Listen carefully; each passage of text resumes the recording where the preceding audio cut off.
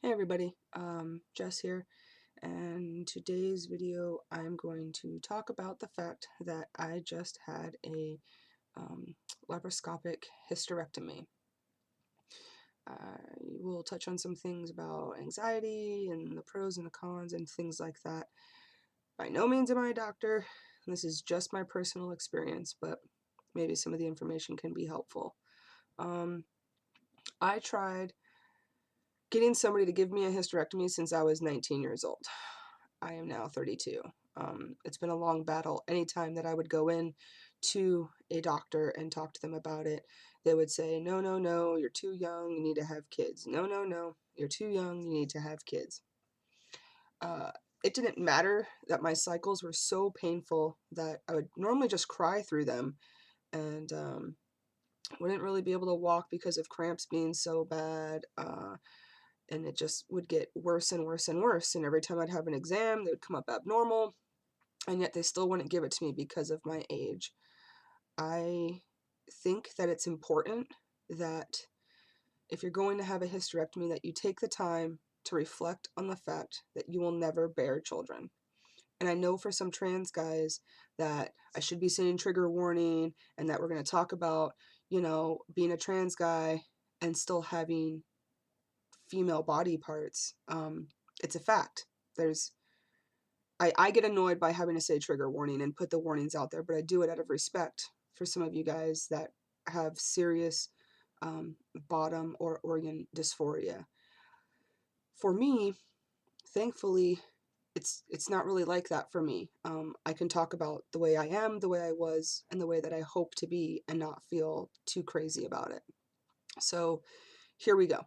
Back to what I was saying, if you're going to have a hysterectomy, you need to be really, really sure that you don't want to bear any of your own kids.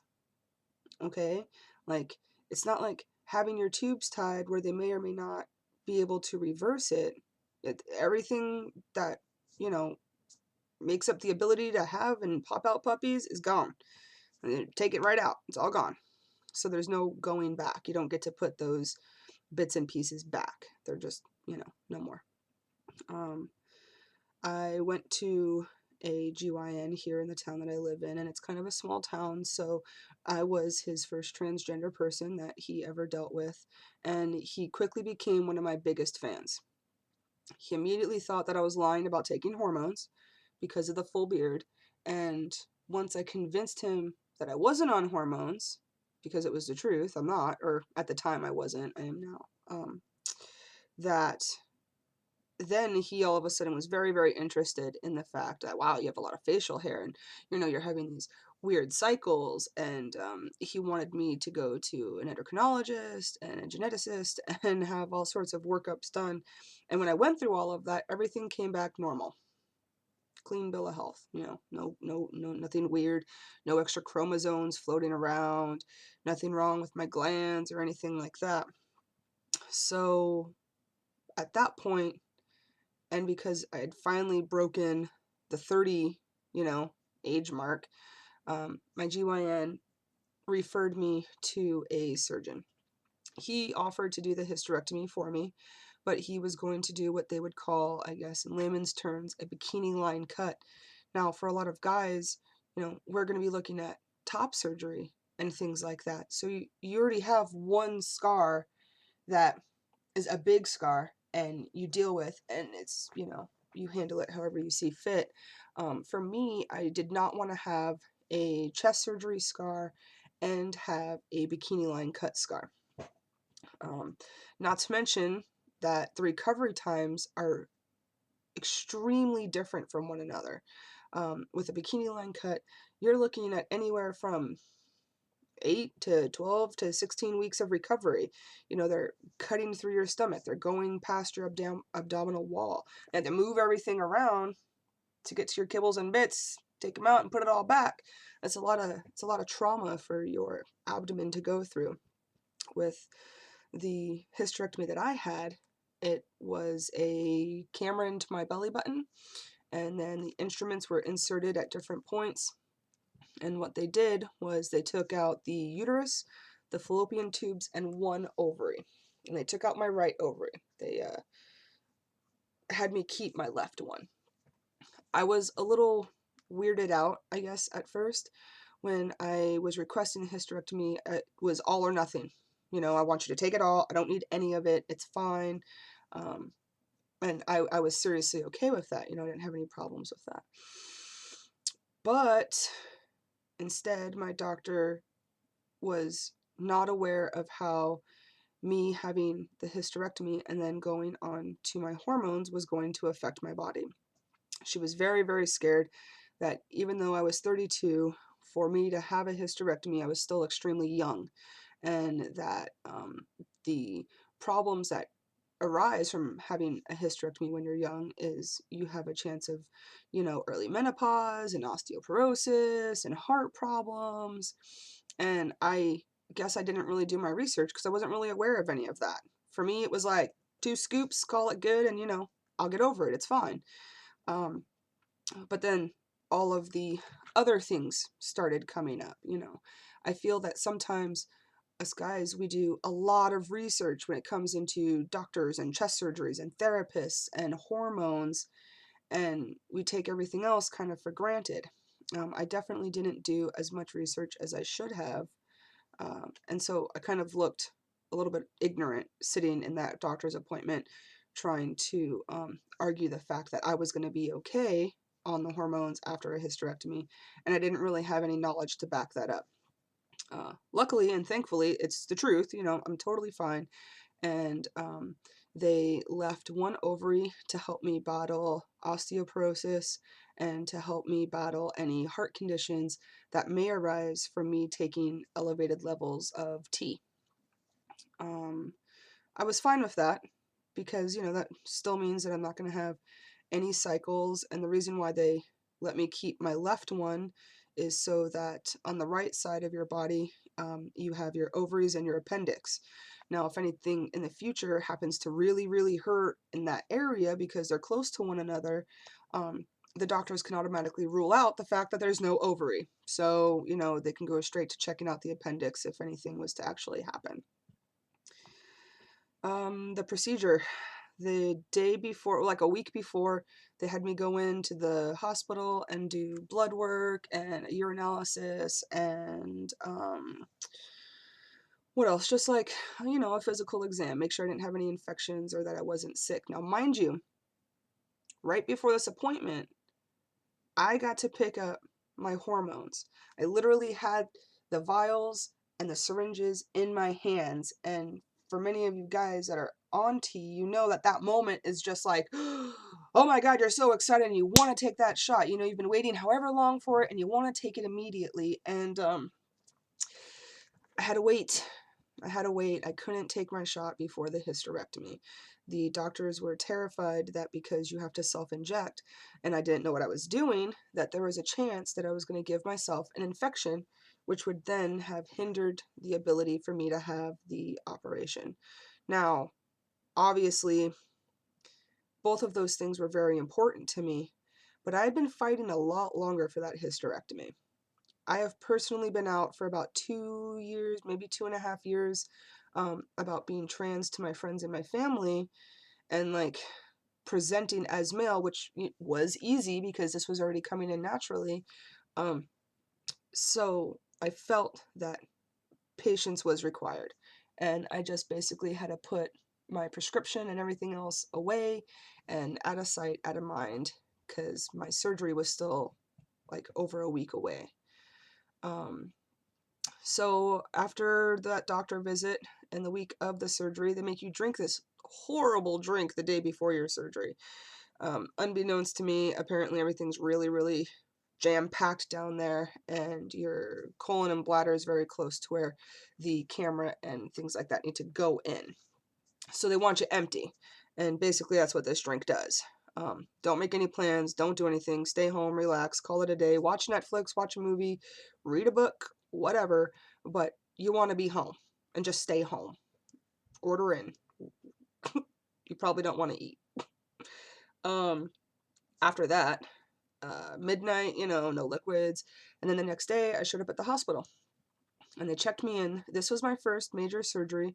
When I was a kid, I'd had my tonsils taken out, which was no big deal, and I don't really remember it now as an adult, but I was very nervous. I was very scared. I was terrified of going under. I didn't know what to expect. I didn't know what it was going to be like, and I was nervous really for no reason. It was very calm. They came in, they showed me to my room, they gave me my IVs, things like that. Then they rolled me into the operating area, and the last thing I remember, really, is watching a mask come down to my face. And then the next thing I remember is I'm waking up. Not even sure if I'd had the surgery or not, you know. My friends and my partner, they try to tell me, Jess, it's like blinking, and I was having a hard time kind of grasping that concept, but it really is like blinking. I really went from looking at the mask, I closed my eyes, I reopened them, and I was in recovery. It was that quick. My surgery went really well. It normally takes 3 to 4 hours. Mine only took 2 hours. They got everything they needed to, and I was able to go home that night. No problem. The next day, very sore. Very sore. I'm not a big medicated fan of things like that. And man, I tell you what, I had to stay on the regiment that the doctors had put me on. There was no veering from it. The first 2 days were extremely sore.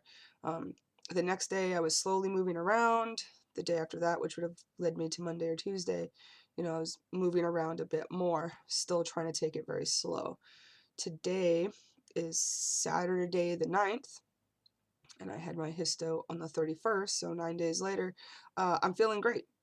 I have some pretty gnarly bruises, and I still have the steri strips over the incisions and the band-aids over that, but I try and let the wounds heal or breathe during the day, take the band-aids off, and then at night, because I like to sleep on my side, which has 2 incisions on it, or roll over onto my stomach, I put the band-aids back on to make sure that, I don't do any damage in my sleep. But I can bend down and I can jump around. I try not to. Without even thinking about it this morning, I picked up my girlfriend's daughter and just like, playing around, hucked her up into the air, caught her the whole 9 yards and put her down, and then was like, oh, well, it didn't hurt. I guess I won't do it again, but it didn't dawn on me, so I wasn't in active pain. The recovery time for me right now is looking to be 4 to 6 weeks. And at first, I there was no way I believed it. Those first 2 days out of surgery, there was just no way. Now looking back, I think it's going to be fine. Like I said, I'm just a little over a week in, and I'm not nearly as sore, and I have basic free range of motion. So that's it for the hysterectomy part. If you're watching this, then, I'll post it on my Facebook and YouTube, and there'll be 2 videos made today. I'll stop this one, and I'll make another video talking about the hormones. Because like I said, I got those prescribed to me, and I was able to pick them up, and I'm now on hormones. I take my next shot tomorrow, but I'll talk about that in the next video. Thanks for watching, and like always, if there's any questions, comments, or concerns, I'm pretty much an open book. My journey is made easier when you understand. The understanding is what makes this easy for everybody. You guys that are watching this, when your families are having a hard time with it, you need to be patient. You have to be. If you want this to go smoothly, if you want your transition to go smoothly, you need to exercise some patience and a little bit of concern for others. I know that a lot of the times as trans men, we feel closeted. We feel like we've been so patient this whole time when it's coming to ourselves and realization, and then the coming out process and our friends and our family and the ridiculous questions that we get asked all the time. It's because people don't understand. And people aren't going to understand if you're always mad and you're always demanding respect and you're always demanding understanding. If you want understanding, you have to be patient. My family and friends have been really great. I didn't rush anything. I told them, I let them have their feelings. I lost friends over it. Some of my family was not happy about it. But over the time, And because I wasn't constantly pushing, everything is really, really good right now. Just know that with this transition, it's definitely our job, unfortunately, to give more than what we may think that we should be. But I promise that in the long run, it does feel better, it does get easier, and you will still get your goals accomplished. Don't be in a rush. Don't push people away that you're really going to need at different points in your transition. All right, enough of my soapbox. I'm going to stop this video and make the next video on tea. As always, thanks for watching. I'll talk to you guys later.